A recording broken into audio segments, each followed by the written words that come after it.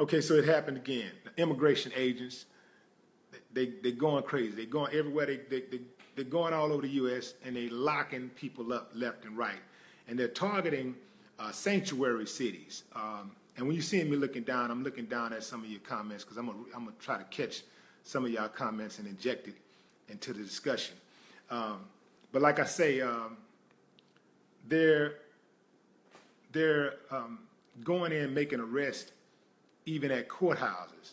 And a lot of the elected officials, including judges, are saying, look, man, this undermines our ability to provide equal access to justice.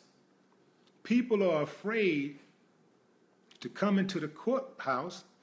Victims are afraid to come into the courthouse to report sexual assault, to report domestic abuse, because y'all locking people up.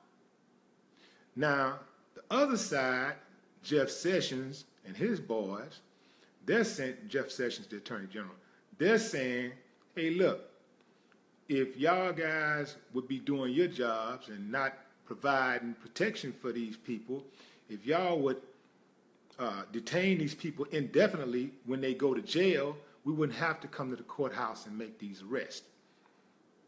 So you got a bit of a tug of war going on here. Now, what's telling is this. Sexual assault in the Latino community has dropped, among the Latino population, has dropped 25% since Donald Trump's inauguration. 25%. It's down 25%. Domestic abuse is down 10%. You got some people out there that's saying, well, now that they know that they're going to go to jail and they can get caught and get deported, they're not committing as many crimes. The flip side of that is that people are saying that, well, women are being assaulted, even men are being assaulted, and they're not coming forward because they fear that they're going to get deported. So basically, the criminal element does exist, but the violators are going unpunished. And again, you got the other side saying, no, the violators is stopping because they know now that there's going to be consequences to their actions. Now, Austin, Texas is one of those sanctuary cities. And in Austin, they made over 50 arrests. This is Austin, Texas. And then they made 84 arrests in the Northwest. That's Alaska, Alaska, Washington, and what's the other place? I can't think of it right now. But they made like 84 arrests in the Northwest. They made, in recent weeks, they've made like hundreds of arrests in sanctuary cities that they identify as like New York, California,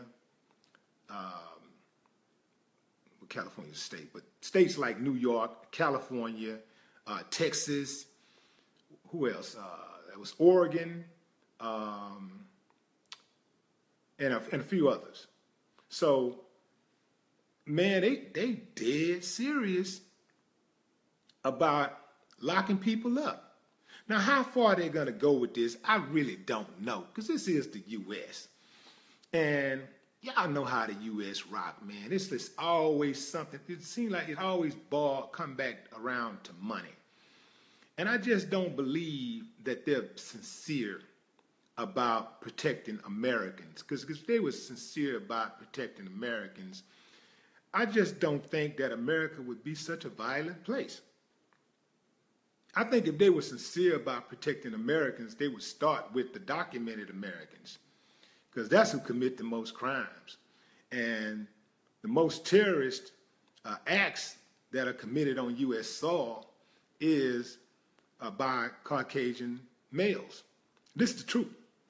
But they don't have a widespread sweep going on for Caucasian males. You know, it's specifically males that are between the ages of 25 and 35 that commit most of the terroristic acts in America. So I just don't trust them. I just feel like it's always a hidden agenda. They always got something up their sleeves. When you look at, historically how America operates, America has hero syndrome. This is whereby a person will go out and create a problem that they can fix, that they know that they can resolve. And then they go in and fix it when it gets all chaotic. Kind of like how they did with the drug game, how they brought the drugs in, created the problem, blamed the people who were victims of the problem that they created. Then they went in and said, we're going to it's going to be a war on drugs now. And then a bunch of asinine people was like, yeah, get them. Stop the drugs. Before they started saying we got to stop it, they started projecting people, the drug addicts and stuff, on television, showing all the bust, showing the drug dealers killing each other and showing the bodies, showing the body count, showing people dying of drugs. Showing all the bad sides to it and just showing you how deplorable it was and how bad these conditions were. And it's these people, them. To this day, nobody in government, it's been proven that the CIA had a hand in the drug trade. But to this day, nobody on that side, on the governmental side, has been punished for all of this havoc that the drug game created. None of them have been punished, but you got hundreds of thousands of people that have been to the penitentiary, millions of people that have been to the penitentiary and put on paperwork because of the drug game, a drug game that our government created. Now, this is the truth. This ain't something I made up. This is documented. I'm not just making this up. This is documented. So America has a hero syndrome. And so I don't believe them. I always think it's something else. It's not just they trying to protect us. It's obvious that our government is not trying to protect us. The government is here, it put in place to control us and to protect a few, specifically the 1%. That's all they care about. The rest of us are just pawns. They do not care about you. Get this through your head. So when they show all of these people, it's just to piss you off and make you think somebody else is responsible for your problem. When you can't get a job, they show you the blacks, or they show you the Hispanics, or they show you somebody else, and they say, he's the reason why you can't get a job. They're the reason why you feel unsafe. They're the reason why the streets, there's so much traffic in the streets.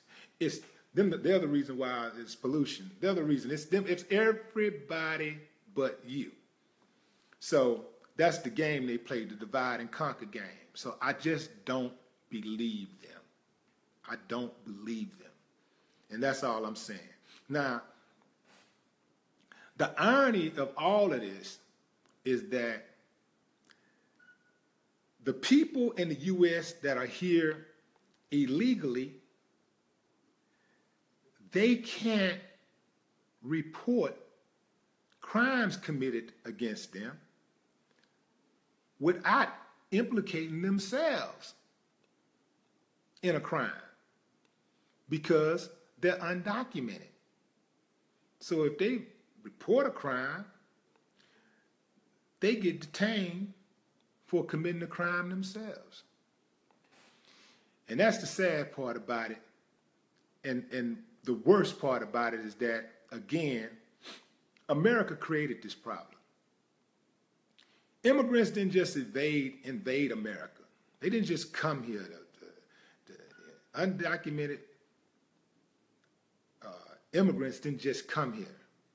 They came here for work, and Americans used damn near every American with a business at some point. If they didn't hire a Mexican They wanted to hire one. And I'm not just saying Mexicans are the only people here that's undocumented, but that's his biggest beef is Mexicans. That's his real beef. His real beef is with Mexicans. You got a beef with Muslims too, but his biggest beef is with Mexicans. But they use the Mexicans for their own good and use them for cheap labor. And now that the pendulum is shifting from cheap labor to more sophisticated jobs and stuff in America and in tech and stuff like that, they just feel like they don't need the Mexicans as much. So now they want to get rid of them, and they don't give a damn about breaking up homes and destroying families. They just don't care. And that right there is the biggest atrocity about what's going on. Hey man, y'all leave your thoughts, make your comments. If you like the page, if you like the video, throw up a like. If you're digging everything that you're hearing, go check out my YouTube page, Willie D Live, and subscribe for more videos like this. All right, y'all, no more talk.